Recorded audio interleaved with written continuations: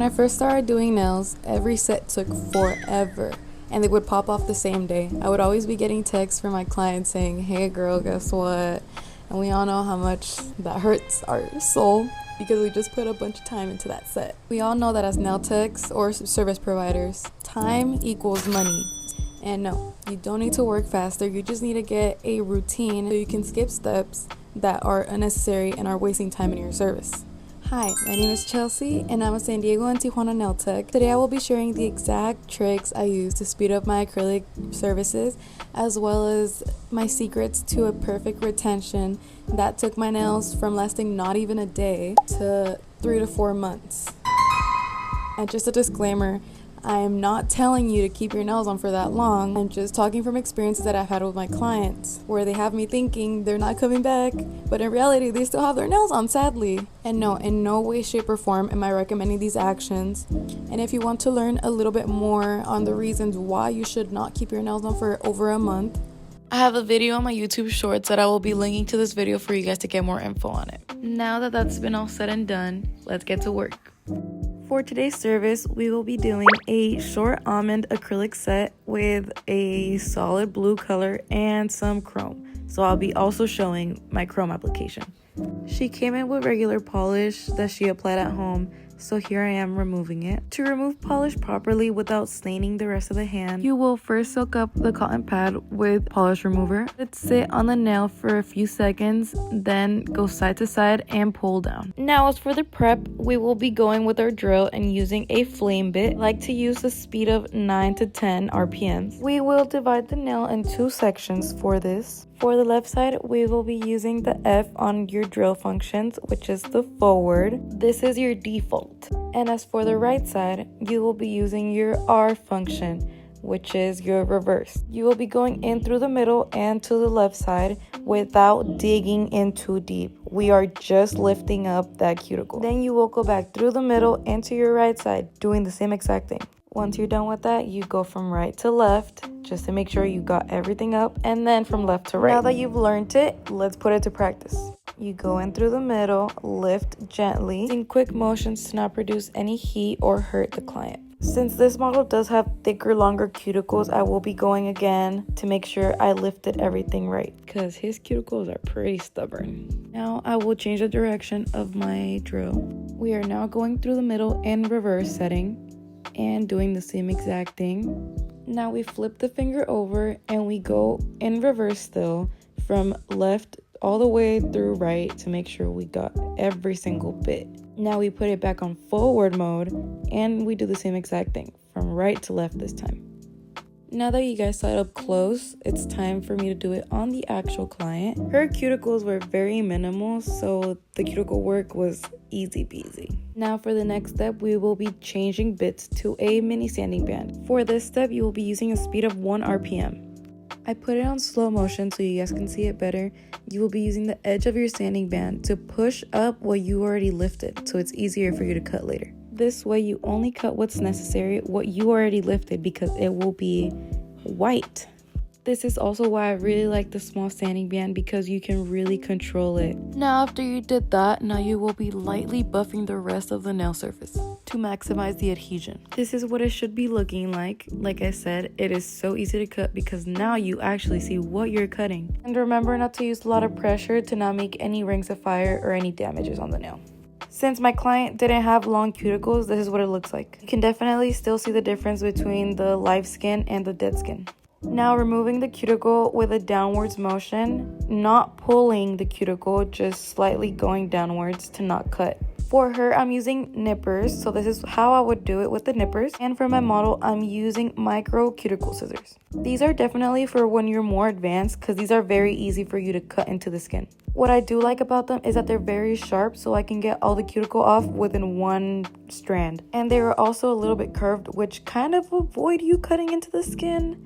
You just have to be really careful with them. You would later on like to purchase these. These are from the brand Stylix Pro. I recommend them 1000%. It glides through the cuticles like butter. Now that they're all nice and manicured, we are spraying with some alcohol to make sure we get all the dust off to not jeopardize our retention. Scrubbing in an upwards motion. You could also just use this as your dehydrator. You don't have to use a dehydrator after this. Now I am quickly putting on the tips. Make sure you get a good glue that dries fast. I like this glue from Fantasy Nails. It is a Mexican brand and it's an extra strong resin which dries within seconds. Now for the length, you can use magnets. She did not want any magnets because she wanted them pretty short. And then going in with some nail clippers to make the almond shape.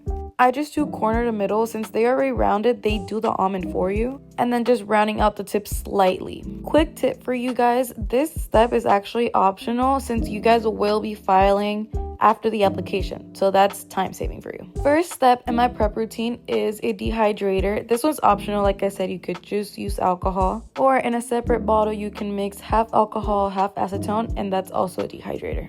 But the line I'm using is Mia's Secret. I have been using this for years and I've had no problems. Now to pair that, I am using the Mia's Secret primer as well.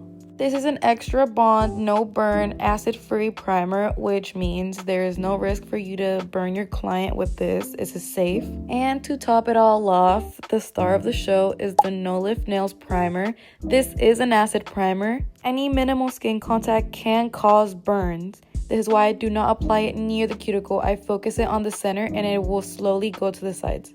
I buy disposable applicators for this, so I just put it on and throw it away. Please be very careful while using this. This is safe for the nails, just do not get on the skin. For my acrylic application, I use the one bead method. Since I am doing really small nails, I don't need that much product. I start with applying the bead and pushing it up to the cuticle, sealing in that cuticle first while the rest of it polymerizes, just so it hardens a little bit more and it is not as runny.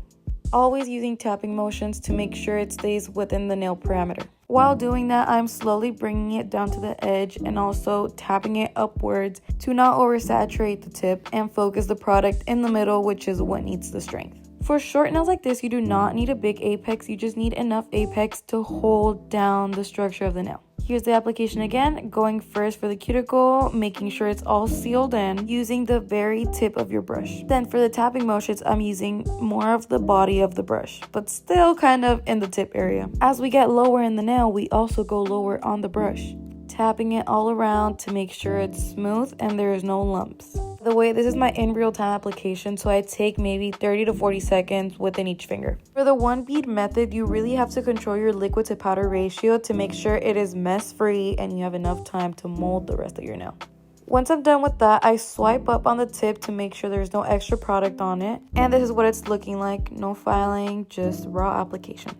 What I do after this is just round out the tip. Like I said, the first time we filed was optional since we are doing it again. Just slightly rounding out that tip and hitting the underside of it. Always making sure to pull that skin back so you do not cut your client. Then I just do a little quick balancing with the file on the tip to make sure it's not lumpy. I do one side and then I do the other side and then I do the top and then kind of across. What we're targeting is that top little lump and the bottom ledge. After that, we're spraying down with alcohol again to get all the dust off and scrubbing those nails. Instead of buffing, I sometimes use a 5-in-1 bit, which helps me seal in the cuticle as well as removing all those little fine lines that I just caused by the filing. After that, I sometimes apply a base coat, but in this case, I didn't. Easiest way to apply your gel polish without taking forever is try to get as close as the cuticle as you can without touching the skin, going down the sides.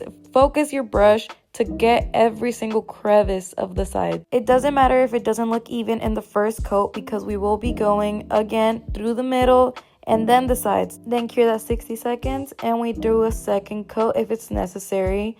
I'm mostly trying to reach that cuticle a little bit more with each coat without flooding or getting any gel on the skin and covering every side. Now you have successfully reached the chrome application section of this video.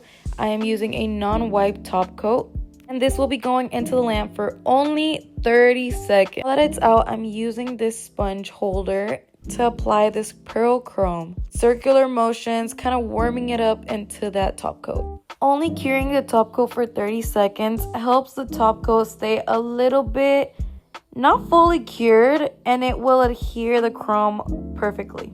And do not worry about the extra chrome on the cuticle. We will deal with that in a second. Now, how to make this not chip or peel within the time that your client has it on. You will use base coat, a base coat that you do not care about because it will get glitters in it or shimmers from the chrome. This will add a protective layer to your chrome and it will not chip or peel at all. After I cure that for 30 seconds, I go in with my Chon Legend top coat, which is my favorite. It is dye resistant, scratch resistant. It's amazing. The shine will never go away. After curing that for 60 seconds, I am now spraying down with alcohol to remove the excess chrome off the skin. You can also get a foam pump bottle and mix half micellar water, half alcohol, and a little bit of cuticle oil, and that will also do the trick. It'll keep the skin hydrated and not dehydrated like the alcohol does. Then I do a little bit of after filing just to file the underside of the nails and smooth out the bottom. If you made it to the end of this video, thank you so much for watching. I hope this really helps you guys improve your time, and please do not get stressed or taking 2 hours on a nail set. It is totally okay. If you guys have any questions or video suggestions, please DM me or comment down below. Thank you.